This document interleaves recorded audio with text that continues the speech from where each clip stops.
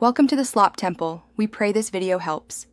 In this video, I will show you how to make delicious vegan onigiri. First, gather your ingredients: short-grain sushi rice, a few sheets of nori seaweed, and some simple seasonings. For fillings, we can use seasoned tofu scramble, pickled plums, or a mix of sautéed vegetables. These handheld treats are perfect for lunchboxes or a quick snack, offering a fantastic blend of textures and flavors. Once your rice is clean, cook it according to package directions, typically using a 1-to-1 or slightly more water-to-rice ratio. After cooking, let it rest for about 10 minutes with the lid on to allow the steam to finish the process. Then, gently fluff the rice with a paddle, adding a splash of rice vinegar and a pinch of sugar for authentic flavor.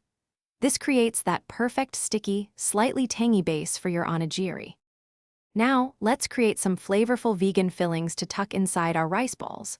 A simple but satisfying option is a mix of finely diced, sautéed carrots and bell peppers, seasoned with a dash of soy sauce and a little ginger.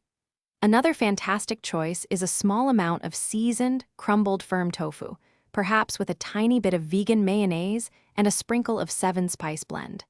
Ensure your fillings are not too wet. With the rice still warm, it is time to shape our onigiri. Lightly wet your hands and sprinkle a small amount of salt on them.